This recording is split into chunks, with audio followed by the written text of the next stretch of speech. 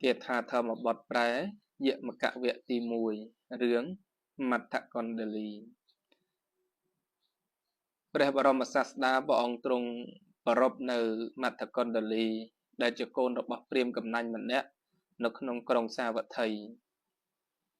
ព្រោះព្រាហ្មណ៍ដែលជាបិតាជាមនុស្សដែលកំណាញ់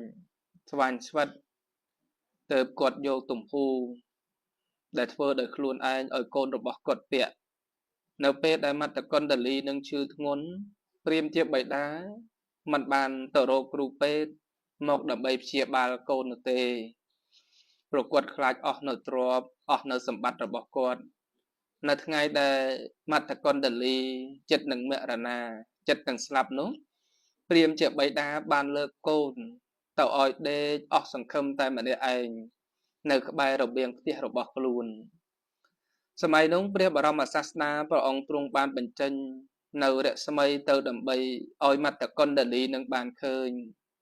មត្ថកណ្ដលីបានឃើញនៅរស្មីនៃព្រះពុទ្ធអង្គហើយក៏កើតនៅសេចក្តីជ្រះថ្លាយ៉ាងខ្លាំងនៅក្នុងមួយរំពេចនឹងស្រេចហើយក៏បានធ្វើនៅមរណកាលទៅនៅក្នុងពេលនោះហើយក៏បានទៅកើតនៅក្នុងឋានតាវតឹងទេវលោកក៏លេចមើលមកឃើញឪពុករបស់ខ្លួនដែលកំពុងតែសោកសៅយំសោកបោកខ្លួនសង្រេងសង្រៃជាខ្លាំងទៅចុះអំពីទេវលោកមកដើម្បីជួយសង្គ្រោះដល់ឪពុករបស់ខ្លួនឲ្យបានរួចផុតអំពីសេចក្តីទុក្ខសោកសៅនឹងហើយបានធ្វើឲ្យគាត់លះបង់នៅសេចក្តីកំណាញ់នឹងចេញអំពីខណ្ឌសន្តានហើយកើតនៅចិត្តជ្រះថ្លានៅក្នុងពុទ្ធសាសនាក៏ត្រឡប់ទៅកាន់ឋានទេវលោកវិញលោកព្រឹកឡើងព្រាហ្មណ៍ដែលជាឪពុកនឹងបានទៅអរិត្តនី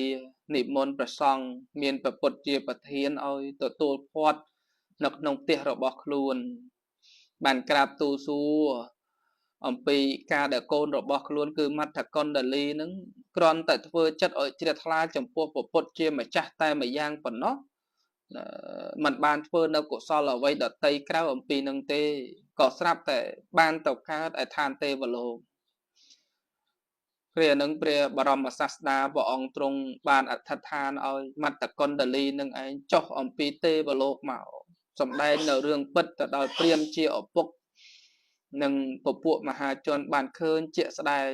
ហើយព្រះអង្គទ្រង់ត្រាស់នៅបគាថានេះថាមនោពពាំងកមេធមីមនោសេដ្ឋាមនោមយីមនសាជេបសន្នេនភាសតិវីករោតិវី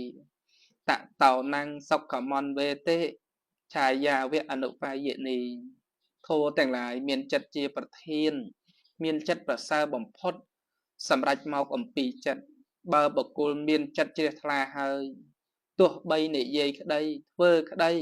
ក៏ល្អទាំងអស់ព្រោះសេចក្តីល្អនោះឯងសេចក្តីសុខរមែងតាមជាប់បុគ្គលនោះដូចជាស្រមោលដែលអន្ទោលទៅតាមប្រាណយ៉ាងនោះឯង